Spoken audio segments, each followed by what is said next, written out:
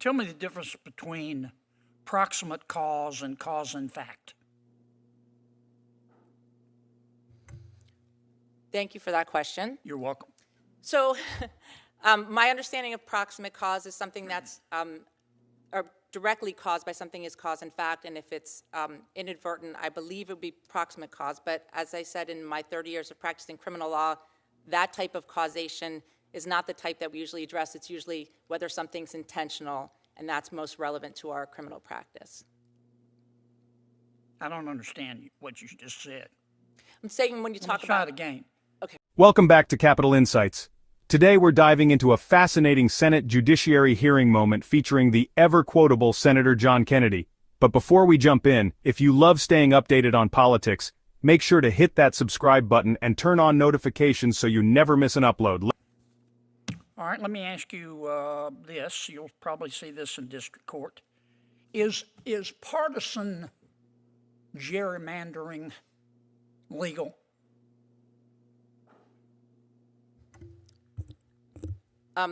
Thank you for that question. You're welcome. I think that I think that I would have to evaluate that claim if it were before me, and in doing so, I would look at what's involved in. But is it legal? Senator, I have not had that issue before me in my years. Do you know what practice. it is? I do understand. What I understand is that is when the districts are separated, voting districts, based on different political groups. Yeah. Yes. Okay. Is it legal or illegal? Senator, I haven't had that issue before me in my 30 years of practice. You don't know? So, but if I'm faced with that issue, I would research it and I'd be prepared to address it. Okay. All right. Do you know what a blue law is? I'm sorry, Senator? Do you know what a blue law is? A blue law is... Studied that in law school, I'm sure. I believe a blue law, Senator, is having to do with selling alcohol on certain days. Yeah, like usually on Sunday. Like, yes, Senator. Yeah. Does that violate the Establishment Clause? Does a blue law, let me be more precise, I'm sorry. Does a blue law violate the Establishment Clause? Senator, I don't believe a blue law does violate the Establishment Clause. Okay, why not? Well, because, Senator... If a legislature says you can't open and sell, let's say, food or anything on Sunday, not Thursday, not Saturday, Sunday, why doesn't that violate the Establishment Clause? Senator, I think there was an issue in a recent Supreme Court case that talked about whether they could force, it was a postal worker, to have to work on Sundays because that violated his religious beliefs to have to work on Sundays. And that wasn't under the blue law.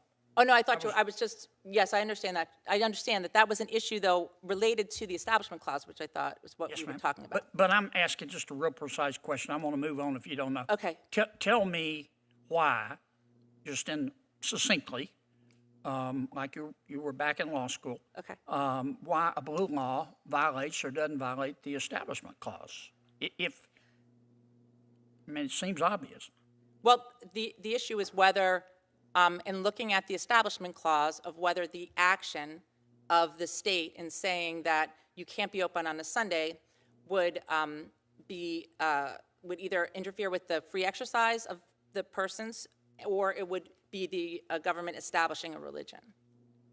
Yeah, I understand the issue. Okay. So what's the answer?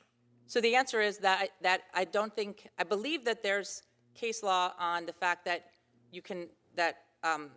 there can be blue laws that allow alcohol stores or places that sell alcohol to not be open on Sundays. Okay. Tell me the difference between proximate cause and cause in fact. Thank you for that question. You're welcome. So my understanding of proximate cause is something that's directly caused by something is cause and fact, and if it's inadvertent, I believe it would be proximate cause. But as I said, in my 30 years of practicing criminal law, that type of causation is not the type that we usually address. It's usually whether something's intentional, and that's most relevant to our criminal practice. I don't understand what you just said. I'm saying when you talk Let's try about... it again.